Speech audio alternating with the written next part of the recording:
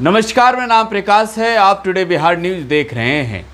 बिहार के 2 विधानसभा सीटों पर उपचुनाव होने हैं। तारापुर और कुशेश्वर स्थान में उपचुनाव होंगे। 30 अक्टूबर को वोट डाले जाएंगे और 2 नवंबर को नतीजे आने वाले हैं। बिहार में इस बार होने वाले विधानसभा के उपचुनाव में किसका पलड़ा भारी पड़ने वाला है, देखने वाली बात होगी, क्योंकि इन दोनों सीटों पर जेडीयू का दबदबा रहा है। 2020 के बिहार विधानसभा चुनाव में भी जेडीयू के कैंडिडेट तारापुर और कुशेश्वर स्थान से चुनाव जीते थे, लेकिन दोनों की आकस्मिक निधन के बाद से सीट खाली है और अब चुनाव आयोग की ओर से तारीखों का ऐलान कर दिया गया है, जिसके बाद तैयारियां काफ़ी तेज है। और हम आज चर्चा करेंगे तारापुर विधानसभा सीट और महागठबंधन के कैंडिडेट की।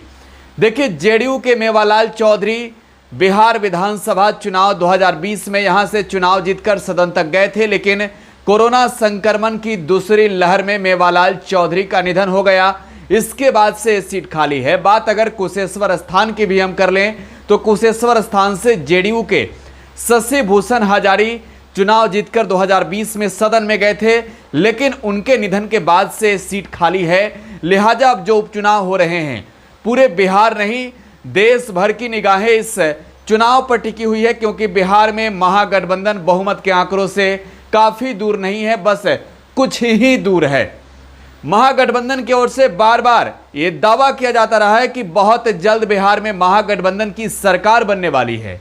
लिहाजा इस बार के बिहार विधानसभा के उपचुनाव की तैयारियां भी काफ़ी जोरों शोरों से चल रही है। दिल्ली से लेकर पटना तक की सियासत तेज है, क्योंकि टिकट को लेकर भी चर्चा हो रही है। महागठबंधन की बात करें तो आरजेडी ने तारापुर में कैंडिडेट दिए, तो कांग्रेस ने कुशेश्वर स्थान में, और अब बात सीधे तारापुर विधानसभा सीट की करेंगे। देखिए, तारापुर विधानसभा सीट से चुनाव जीतकर मेवालाल चौधरी सदन में गए थे और दिव्य प्रकाश यादव को हराया था मेवालाल चौधरी ने। बात उस दिव्य प्रकाश यादव की जो बिहार विधानसभा चुनाव 2020 के नतीजे जब आए तो उन्हें हार का सामना करना पड़ा। जयप्रकाश यादव जो कि आरजेडी के बांका से सांसद रह चुके हैं, फिलहाल झारखंड के प्रभारी हैं, उनकी बेटी है।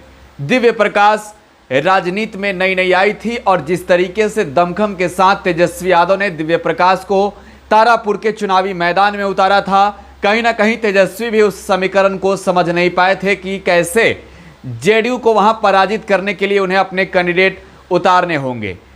कुशवाहा बहुल क्षेत्र है और यही वजह है कि तेजस्वी यादव की निगाहें इस बार टिकी है। और जो खबर आरजेडी के अंदर खाने से आ रही है, आपको दे दें, दिव्य प्रकाश यादव का टिकट कट चुका है। ये आरजेडी के सोर्स के अनुसार हम आपको खबर दे रहे हैं। तारापुर में जेडीयू ने तो अपने कैंडिडेट लगभग तय कर दिए हैं, लेकिन महागठबंधन की ओर से आरजेडी इस बार कैंडिडेट उतारने वाली है। कैंडिडेट का नाम पर अब भी संशय है। तेजस्वी यादव यहां बड़ा मास्टर प्लान सेट कर रहे हैं और कुशवाहा बहुल के क्षेत्र में कुशवाहा के ही कैंडिडेट उतारेंगे, तेजस्वी यादव की रणनीति है। लिहाजा जयप्रकाश यादव की बेटी दिव्य प्रकाश यादव की टिकट यहां से कटती हुई दिख रही है, क्योंकि इस बार तेजस्वी पूरे सूझबूझ के साथ तारापुर के चुनावी मैदान में उतरना चाहते हैं।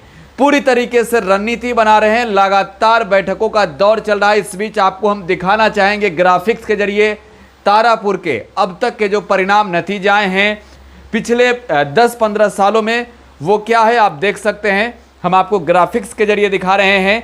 2020 में मेवालाल चौधरी जेडीयू के चुनाव जीते थे 64,468 वोटों से, और यहाँ दिव्य प्रकाश या जो कि राजद से चुनाव लड़ी 57,243 वोट इन्हें मिले। 2015 में यहाँ पर एमएल चौधरी चुनाव जीती थी जो कि जेडीयू से चुनाव लड़ी, और यहाँ पर शकुनी चौधरी जो कि हमसे चुनाव लड़े वो हार गए। और अगर बात 2010 की हम करें, देखिए पहले 2015 की ही बात करेंगे। यहाँ पर तेजस्वी यादव ने ही पूरी रणनीति के साथ अपने कैंडिडेट को उतारा था और लालू यादव ने तब एमएल चौधरी का नाम फाइनल किया था।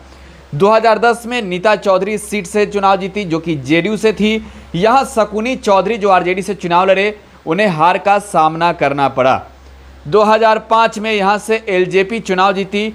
सुनीता शर्मा चुनाव जीती एलजेपी के टिकट से और पन्ना लाल सिंह पटेल जेडीयू से चुनाव लड़े और उन्हें हार का सामना करना पड़ा। 2000 में अशोक कुमार बीजेपी से चुनाव जीते थे यहाँ पर, और यहाँ पर अख्तरुल रहमान सिद्दीकी जो आरजेडी से चुनाव लड़े थे उन्हें हार का सामना करना पड़ा। 1995 में अवध बिहारी सिंह जो कि चुनाव लड़े थे कांग्रेस से, चुनाव जीते भी, और जनता दल से फैयाज भागलपुरी यहाँ से चुनाव जीते रह गए, उन्हें हार का सामना करना पड़ा।